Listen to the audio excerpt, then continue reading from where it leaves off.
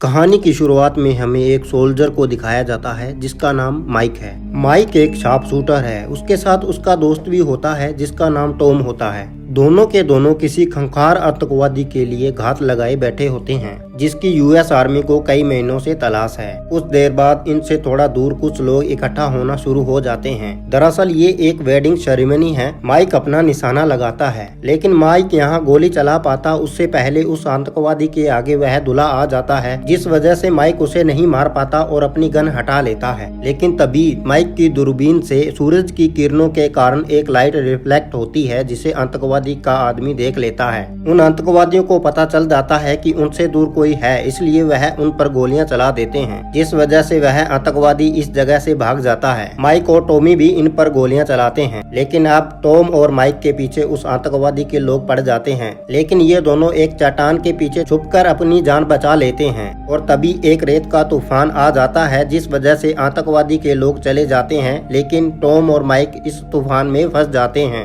वो US army से मदद मांगते हैं लेकिन यूएस आर्मी कहती है कि तुम्हें पास के गांव में पहुंचना पड़ेगा, वहां हम तुम्हारा इंतजार करेंगे। तभी तूफान थम जाता है और ये दोनों उस गांव की तरफ बढ़ने लग जाते हैं। कुछ घंटे चलने के बाद उनके सामने एक प्लेट उड़कर आती है जिस पर डेंजर का साइन होता है। माइक कहता है कि हमें आगे नहीं जाना चाहिए। नॉर्थ अफ्रीका में पिछले 40 सालों से युद्ध चल रहा है, इसलिए नॉर्थ अफ्रीका में बहुत सारी ऐसी जगह हैं जहां पर माइंस बिछाई गई हैं और यह जगह भी उन्हीं जगहों में से एक है। पर टॉमी उसकी बात नहीं मानता। टॉमी कहता है हमारे पास दो ऑप्शन हैं, या तो हम प्यास से यहाँ मर जाएं या पास के गांव पहुंचकर अपनी जान बचा लें। हालांकि माइक आगे नहीं जाना चाहता बट उसके पास अब कोई और दूसरा ऑप्शन नहीं होता। टॉमी ये कहकर माइक से आगे चलने लग जाता है ताकि उसे ये लगे कि यहाँ पर कोई माइंस नहीं है। लेकिन तभी टॉमी का पैर एक माइन पे चला जाता है जिससे वह ब्लास्ट हो जाता है और इस ब्लास्ट में टॉमी अपने दोनों पैर खो देता है। माइक जैसे ही टॉम की मदद के लिए अपना एक पैर आगे बढ़ाता है उसे क्लिक की आवाज आती है। वो समझ जाता है कि उसका पैर भी अब माइन पर आ चुका है और अगर उसने पैर उठाया तो वो भी ब्लास्ट में उड़ जाएगा। लेकिन वो टॉम की मदद करना चाहता है। वो टॉम से कहता है कि तुम यूएस आर्मी से रेडियो पे मदद मांगो। लेकिन टॉमी को इतना दर्द हो रहा होता है कि वो अपने आप को हिला भी नहीं पाता, इसलिए वो सबसे पहले अपने आप को पेन किलर का एक इंजेक्शन लगाता है। इसके बाद वो रेडियो पे कॉल करने की कोशिश करता है लेकिन अब भी उसकी बॉडी में इतना पेन होता है कि उसे कुछ भी समझ नहीं आता और उसका संपर्क नहीं हो पाता है। अब माइक के पास और कोई दूसरा रास्ता नहीं है। वो अपने दोस्त को ऐसे मरता हुआ नहीं देख सकता, इसलिए वह टॉमी से कहता है कि मैं आगे बढ़ रहा हूँ। ये माइंस बहुत पुरानी हैं, हो सकता है कि इनमें जंग लग चुका हो जो कि मेरे पैर हटाने पे ना फटे। पर टॉमी नहीं चाहता कि वो आगे आए और अपनी जान दे,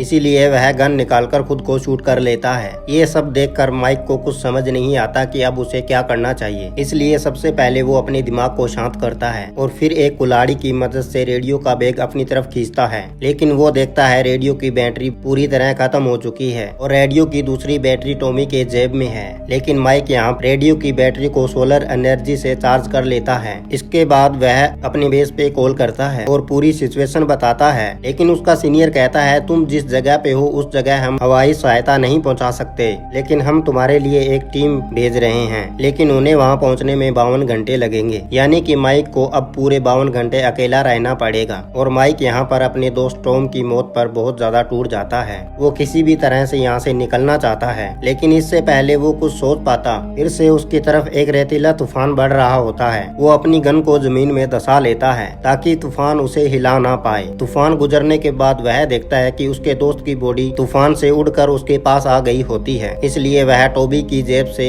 रेडियो की बैटरी निकाल लेता है। पर यहाँ पर उसकी किस्मत इतनी अच्छी नहीं होती क्योंकि रेडियो का बैग उससे दूर जा चुका होता है। यहाँ पर अब उसका पानी भी खत्म हो चुका है। माइक भूखा है और प्यासा भी है और 52 घंटों तक अब उसे यहाँ इंतजार करना है। लेकिन अब जैसे जैसे समय बीतता है उसका सब्र का बांध टूटता जाता है। अब वह मदद के लिए चिल्लाने भी लगता है लेकिन दूर दूर तक कोई भी नहीं होता और अब वो तय करता है कि वह अपनी जान ले लेगा। और जैसे ही वह गन निकालकर अपने सर पर रखता है उसे एक आदमी दिखाई देता है जो कि पास ही के गांव का होता है। माइक उसे अपनी पूरी सिचुएशन बताता है। वो आदमी माइक से कहता है कि तुम्हें अपना दूसरा स्टेप आगे बढ़ाना चाहिए। माइक कहता है कि अगर मैंने दूसरा कदम आगे बढ़ाया तो मैं भी अपने दोस्त की तरह मारा जाऊंगा। वह आदमी माइक के पास जाता है लेकिन वह सीधा नहीं जाता, जिग जैग पोजीशन में उसके पास जाता है क्योंकि शायद उसे भी पता है कि यहाँ पर माइंस है। माइक उसे अपनी पानी की बोतल देता है और अपना रेडियो भी उससे मांगता है, लेकिन वह आदमी माइक से कहता है कि यहाँ कोई म्यूजिक नहीं बजेगा मिलेगा, तुम्हें आगे बढ़ना चाहिए। और इतना कहकर वह चला जाता है और माइक इसी तरह वहाँ कुछ घंटे और खड़ा रहता है। अब कुछ देर बाद वहाँ एक छोटी लड़की आती है जो उसी विलेजर की तरह जिग जैग पोजीशन में माइक तक पहुँच जाती है और उसे पानी देती है। माइक उससे भी अपना बैग मांगता है जो कि वो नहीं देती और वहाँ से फिर से चली जाती है। कुछ देर बाद वहाँ अंधेरा हो जाता है और माइक अपने फोन में अपनी वाइफ की वीडियो देख रहा होता है और इमोशनल हो जाता है। तो इसी के साथ दोस्तों मूवी का पहला पार्ट यहीं समाप्त होता है। आगे माइक का क्या हुआ, क्या वह इस बीहड़ से बचकर निकल पाया, हम अगली वीडियो में देखेंगे। तो दोस्तों इसके आगे का पार्ट जरूर देखना। इस वीडियो को हम यहीं समाप्त करते हैं और अगर आप इस चैनल पे नए हैं तो प्लीज इस चैनल को सब्सक्राइब करके बेल आइकन को जरूर दबा दीजिएगा ताकि आपको आने वाली वीडियो का नोटिफिकेशन मिलता रहे।